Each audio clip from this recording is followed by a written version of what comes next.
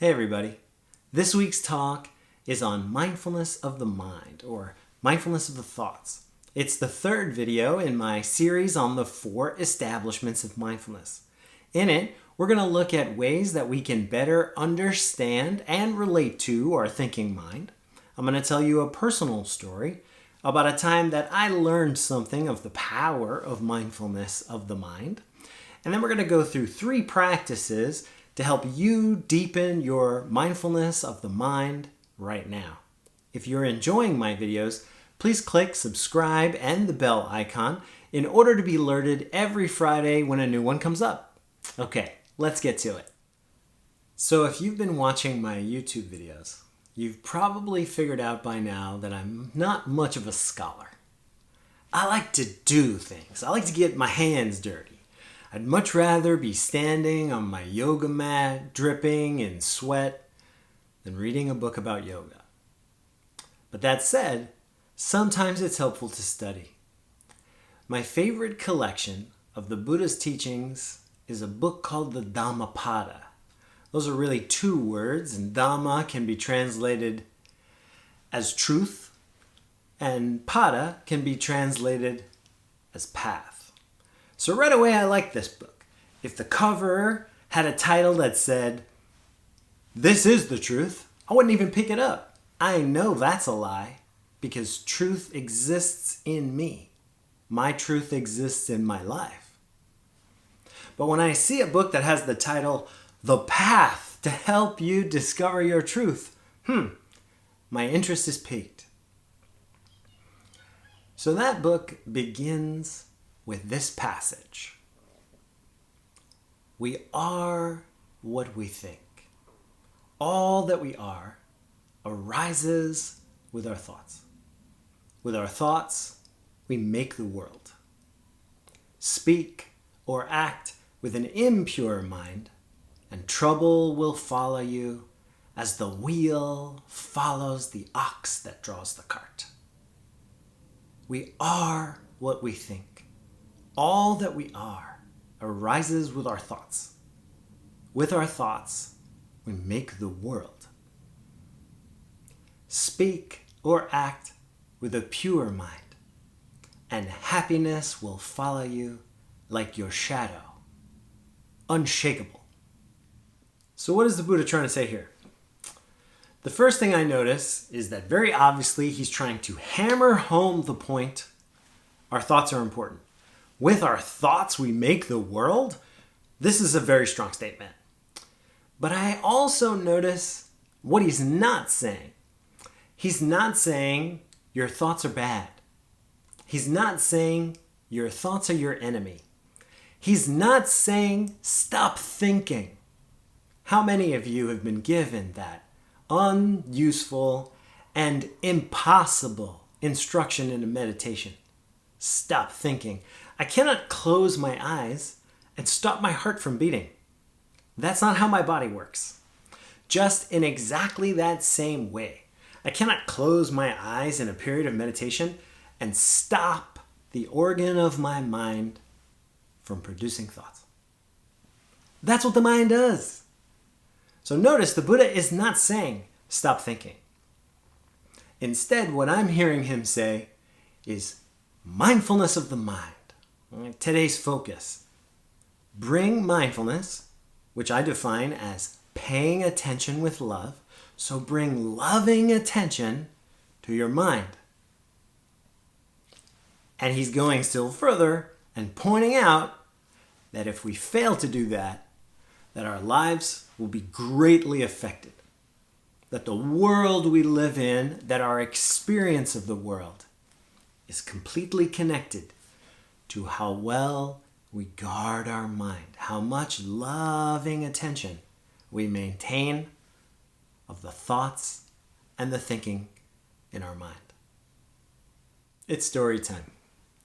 I want to tell you about a day in New York City in the summertime when I learned a really important lesson about mindfulness of the mind. I was by myself and I was going down the stairs from the street level to the underground train, the subway, as we call it in New York City. The train had just left the station And so hundreds of people were streaming up the stairs against me on their way out. One of them, a man who I could not see but could hear, was screaming in anger. I didn't even look for him in the crowd. I'm from New York, and that's not that uncommon there. But I saw him when he was here, when he was 6 inches from my face, screaming right at me. It was at that moment that I realized that that entire time he'd been yelling at me. I don't know what he was trying to say. It didn't seem very personal. His eyes were glazed over. He was shirtless and, for want of a belt, holding up a very loose pair of jeans with one hand. Middle-aged man, muscular, but he wasn't doing well that day. I just tried to edge around him because he was blocking my progression to the turnstile so that I could enter the platform and get on my train.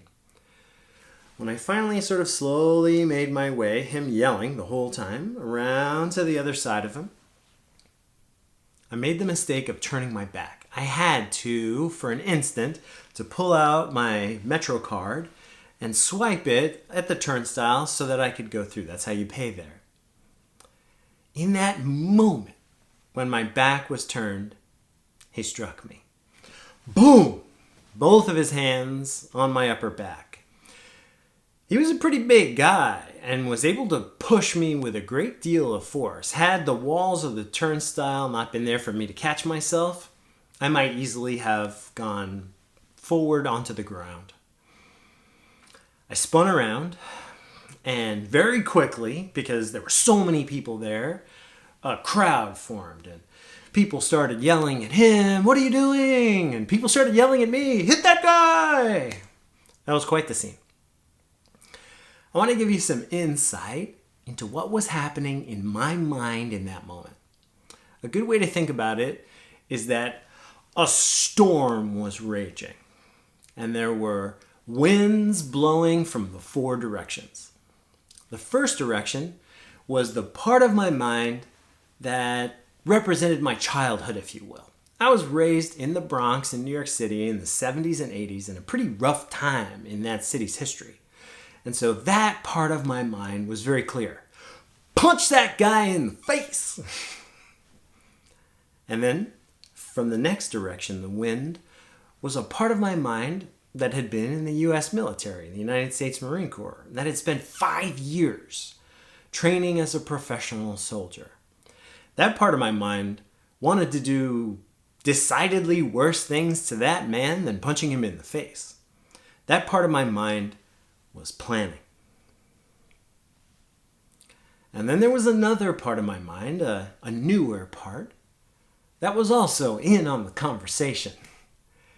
And that part had gotten in touch with how good it felt to love and understand.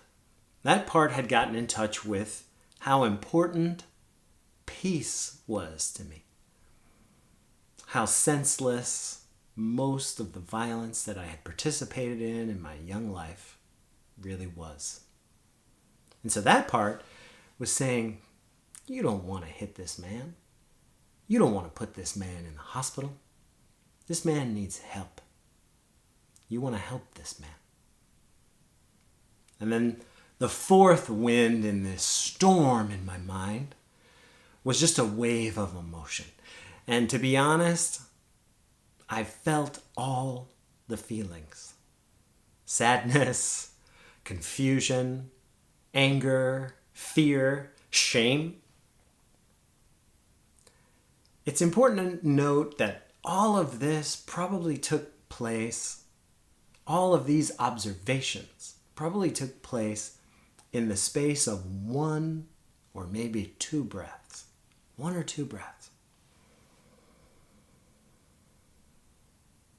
Because I had been training in mindfulness of the mind, because I had been training in much less stressful circumstances, in environments that were quiet and safe and conducive to great concentration, in taking a step back from my thoughts, I was able to do it in that moment.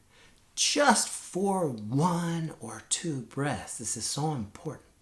Just for 1 or 2 breaths.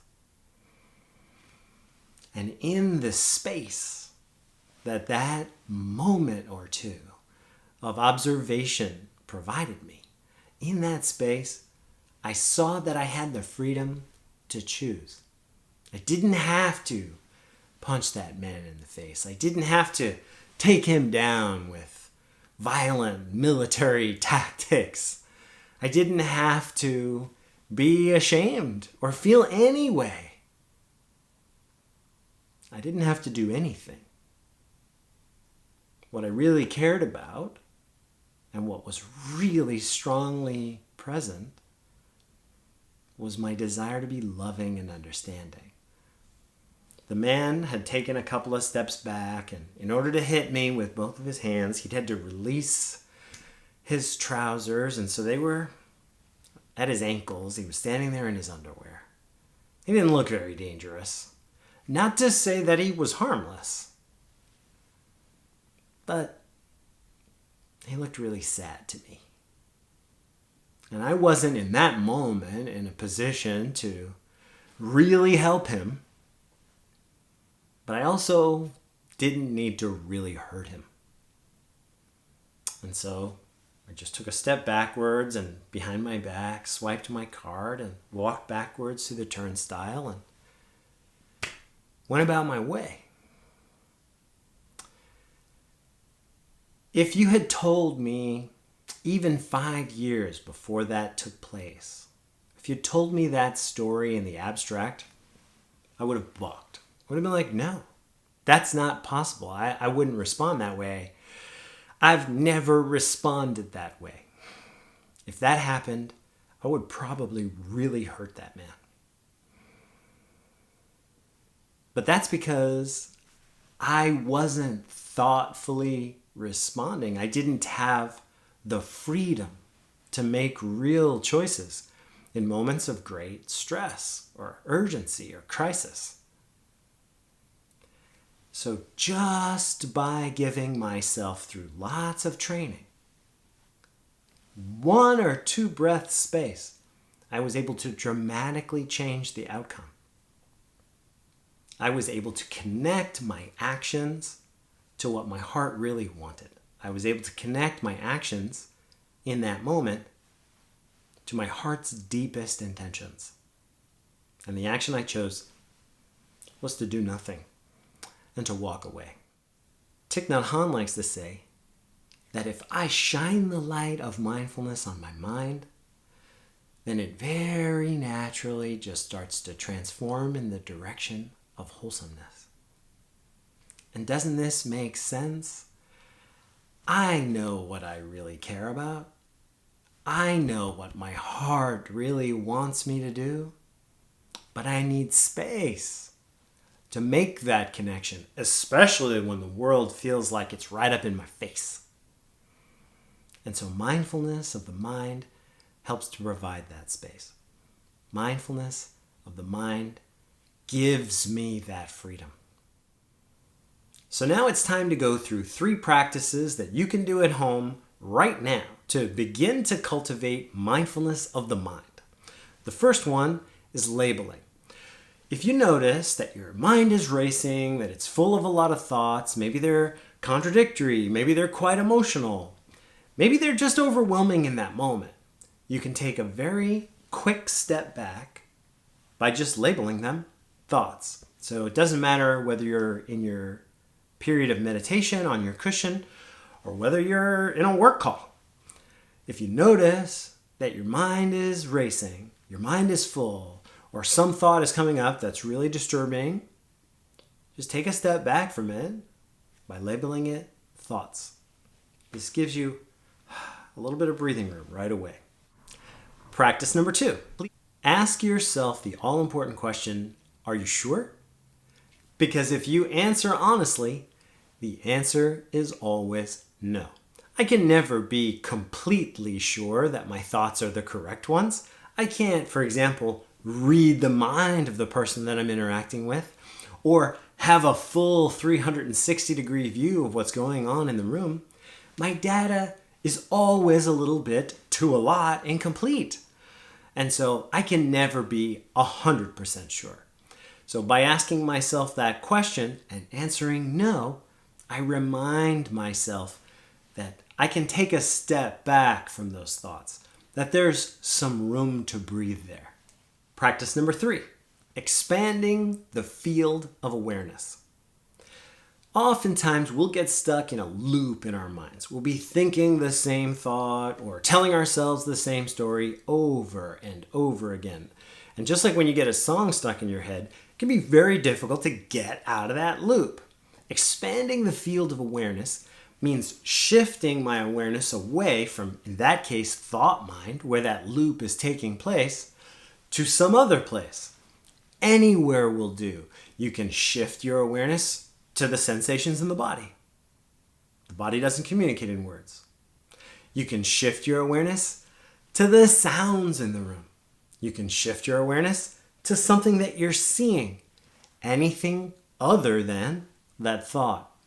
And by expanding the field of awareness or shifting our awareness in that way, sometimes we can break the loop and give ourselves a little bit more space to take a step back and have clarity on that repetitive story, or as it's sometimes called, on that persistent visitor. Those are a good 3 practices to start with. This week, I'd like you to pick at least one of them and give it a try.